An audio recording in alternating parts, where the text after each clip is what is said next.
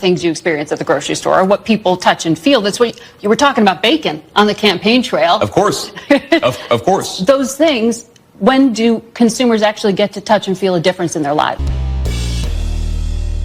How's everybody doing? My name is Anthony Brian Logan, and today we got to talk about Vice President J.D. Vance's interview on CBS Face the Nation with host Margaret Brennan. Now, before we get into the interview, which of course I do have in the box or the bio, I just want to say one thing. Margaret Brennan was ridiculous throughout this entire thing. And it wasn't necessarily the questions that she was asking. It wasn't really about that. It was the way in which she would ask the questions, kind of sarcastic and swarmy, and you know, that type of HR lady grin all in your face. I did not like that at all. And you know what? In my humble opinion, the reason was for her behavior is to try and just make him look like he's dumb and discredit him. You're coming into the conversation with bad faith. You're coming into it automatically trying to discredit him rather than trying to inform the American people, rather than trying to reassure the American people you have an agenda to carry out. That's what it looked like to me straight from the beginning. I don't want to poison the well, but I'm just calling it how I see it straight away. Now, before I go any further, let's get to the clips again.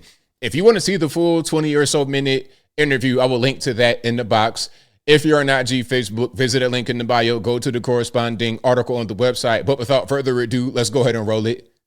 You campaigned on lowering prices for consumers. We've seen all of these executive orders. Which one lowers prices? We have done. Now, let's pause for a second. Let me go back a little bit. They keep talking about the prices. Okay, you guys campaigned on prices. You guys campaigned on inflation. Well, okay, as soon as you clock in for your very first shift, Mr. President and Mr. Vice President, we want to see the price of everything go back to 2019. That is unrealistic. You could do some things to stop the bleeding. You could do some things to reduce prices, but it's not going to be instantaneous. Like, all right, as soon as I take over, I'm going to just slash the price of everything. That's not how it works. It's got to take time. It's going to take policy. It's going to take a lot of different moving parts to move in the proper way. But let's continue. Prices. We have done a lot, and there have been a number of executive orders that have caused already jobs to start coming back into our country, which is a core part of lowering prices. More capital investment, more job creation in our economy is one of the things that's going to drive down prices for all consumers, but also raise wages so that people can afford to buy the things that they need. If you look at our slate of executive orders. See, look, that's what I'm talking about right there. So, well, the prices aren't going to come down. I don't like that at all. Because you're not listening to him talk. You're just trying to cut him off and make him appear to be a buffoon. This is a strategy. It's not a good faith argument. It's not a good, this is not the practice of a good interviewer at all. Laughing in his face. This is, I can 100% guarantee you, something that she planned on doing before she ever sat down and said one word to him. No, Margaret, prices are going to come down, but it's going to take a little bit of time, right? The president has been president for all of 5 days. I think that in those 5 days, he's accomplished more than Joe Biden did in 4 years. It's been an incredible breakneck pace of activity. We're going to work with Congress. We're, of course, going to have more executive orders, and we're going to try the way that you lower prices is that you encourage more capital investment into our country. And yes, you can. All right, so that's one. Let's keep on going here. We got about 2 or 3 more clips. This is a little bit more about the whole inflation piece. You're going to see quite a bit of that in the media because what they're going to say, the talking point is going to be the Biden administration did their best to combat inflation by bringing in a bunch of slave labor, migrants, and the Trump administration are deporting the slaves, migrants, so the prices are going to go up and they don't have anything to combat inflation with. Although they've been there for a week, we want action right now. You're going to see that quite a bit throughout the mainstream media. Let's keep on going. Things you experience at the grocery store, what people touch and feel. That's what you were talking about, bacon on the campaign trail. Of course. That whole talking about bacon on the campaign trail. Ugh. Imagine her, imagine this face right here looking at you in the morning. You take your trash out last night, Jimmy? Oh my goodness. Make you want to just abandon your family, wife and kids. Okay, I'm doing too much. Let's keep on going. On the campaign trail. Of course. of course. Those things, when do consumers actually get to touch and feel a difference in their lives? Well, Margaret, how does bacon get to the grocery store? It comes on trucks that are fueled by diesel fuel. If the diesel's way too expensive, the bacon's going to become more expensive. How do we grow the bacon? Our farmers need energy to produce it. So if we lower energy prices, we are going to see lower prices for consumers, and that is what we're trying to fight for. Exactly. Very good point, JD. Look, there are certain things that cause inflation to happen, like very high fuel prices. Of course, that's going to be passed on to the consumer. High taxes, high fuel price. When there are things you can make an impact in as far as prices, and you lower that, that's going to have a domino effect on other things that you may not be able to impact directly. I might not be able to go to Publix and just tell the manager, okay, cut the price of eggs by 50%. But what I can do is increase domestic oil production, energy production. I can increase that, therefore reducing the price of energy. So we're able to get goods from point A to point B for cheaper. Therefore, the price we pass on to the consumer, the price difference. Some are going to say, oh, they won't pass a price on. They'll keep it in their pocket. Well, if you want to be competitive, you got to pass a price difference in the price savings on to the consumer. If Kroger didn't do it, Costco would do it. If Costco didn't do it, then BJ's, Walmart, etc., they'll do it. You see how that works? Let's keep on going. When you talked to us in August, you said, I don't think we should abandon anybody who's been properly vetted and helped us. Do you stand by that?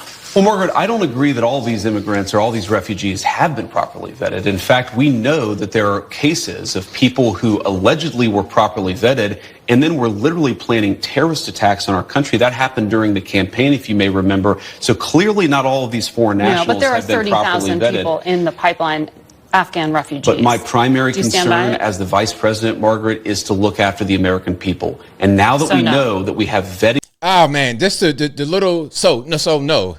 I don't like that. Just shut your mouth, shut your pie hole and let me talk, okay? And let the American people decide what's what, okay? You just doing too much talking, too much interjection, too much little slick slide comments. I don't like that at all. I do not like that. I don't like her. Margaret Brennan, she's on my list of people I don't like. Right next to Stelter, Brian Stelter, little Brian Stelter, and this lady right here, a Karen. Problems with a lot of these refugee programs, we absolutely cannot unleash thousands of unvetted people into our country. These people are vetted. Good. These people are vetted. Just like the guy who planned a terrorist attack in Oklahoma a few months ago, he was allegedly properly vetted, and many people in the media and the Democratic Party said that he was properly vetted. Clearly he wasn't. I don't want my children to share a neighborhood with people who are not properly vetted, and because I don't want it for my kids, I'm not going to force any other American citizens' kids to do that either. Headshot, boom, headshot. Oh, they're properly vetted. They're all properly vetted, Mr. Vance. Giggle, they're properly vetted. Well, how about that dude that planned the terror attack? How about him? They said he was properly vetted, and one of them more giggling. Hey, Margaret, one of them more giggling. There was no more giggling, no more kikiing on that one, was it? I think not. Let's continue. No, and that was a very particular case. It wasn't clear if he was radicalized when he got. Oh, it was an exception. It was an exception. Look at his face. That face, if I'm seeing that throughout the entire interview, man, I'm going to walk out. I'm sorry. Shout out to JD for being a good sport and hanging in there. You hanging in there, man, because you're a lot better than many of us would be in this situation. I tell you what, let's keep on going. Got here or while he was living here. I don't really care, Margaret. I don't want that person in my country, and I think most Americans agree with me. Bam. We'll be back. Bam. Right on. All right, let's continue. I think we got one more here. Well, this is a country founded by immigrants. Well, this is a country founded by. Country. This is a very unique country, and it was founded by some immigrants and some settlers. But just because we were founded by immigrants doesn't mean that 240 years later that we have to have the dumbest immigration policy in the world. Well, this is a country founded by immigrants. I mean, the whole founded by immigrants thing, that's kind of misleading. Like you're acting like there was a nation here already that we just came to and said, okay, we're part of your nation now. What really happened was there were other people here who had their own little thing going on. And then the Europeans came and then they set up their own thing. And then eventually the Europeans became dominant. They won. They displaced the natives to create a new place. And then with the Europeans, here come the Africans to work on the plantations. And we formed America together. That's how it worked. Okay, we were the workforce. They were the workforce. And they were the people that founded it. That's what happened.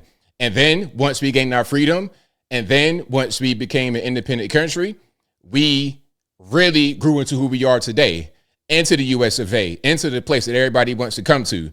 Okay. And you can't discredit the black, white, any contribution, the native contribution. You can't discredit anything as it relates to the formation of this nation, because there's other places where you got blacks and whites and everybody else. But this place right here, the USA, is the best of the best, and everybody knows it. That's why the entire world wants to come here. They don't want to try to come and conquer. They don't want to try to rebuild some brand new place. Nah, they want to be over here and take advantage of what we have, of our jobs, our resources, our everything. That's what they want. So when you say we're a nation of immigrants, that's not really true when you're talking about the proper context of what America is today and the immigration, the migrant crisis we're facing right now. But as I close, I want to say this again. Shout out to my main man, JD Vance, for hanging in there with this ridiculous lady, making all faces and stuff like this. Oh, yeah. Oh man, I ain't like that at all. Shout out to him for hanging in there, because that was ridiculous. A dumpster fire. He was able to get his point out very clear, despite the obviously hostile and antagonistic nature of the interviewer. But I think I'll leave that right there for now. And what say you? What's your opinion about this interview? Face the Nation, JD Vance, Margaret Brennan. You think she did a good job, bad job, whatever your thoughts are? Let me know in the comments below. You guys know where I'm at. JD Vance did an amazing job right here. He answered the questions pretty well. And, you know, like I said, the media, they'll have a narrative. They'll say, oh, well, we're not getting the inflation down enough. He's been in office 8 days. And why haven't the eggs gone back to 2019? That's just not realistic. They know it's not realistic. Everybody who understands these things knows it's not realistic. But again, as I said many times before, the mainstream media, Democratic politicians, they prey upon your ignorance. They think that you don't know anything. So when they go on there and say certain things or allude to certain things, it's going to kind of hit you in the part of your brain that is not really full of information. That's what they want. They prey upon your ignorance. They don't want you to be educated the same way they did not want slaves to be educated back in the day. What did they say? The reason why they didn't want slaves to be educated is because it would incite what? Insurrection and rebellion. The same thing they want to say that conservatives do. Oh, January 6th, insurrection, rebellion. When they go out there and riot at 50 times the rate with Black Lives Matter, Antifa, etc. in Minneapolis and free out of Washington, Ferguson, Missouri, Baltimore, Maryland, Washington, D.C. When they do that, it's not really a big deal. When they burning churches down and killing little kids and stuff like this, R.I.P. Sequoia Turner. Okay, when they do things like that, it's not really a big deal. We have allegedly, minus all the FBI agents and the liberal interlopers and everybody else, the rabble rousers, they said we had one riot and it's the worst thing since slavery in this country, which is completely ridiculous. But whatever your thoughts are, please let me know in the comments below. And that's all I got to say for this video. If you like what you heard, please comment, rate, share, and subscribe. Peace.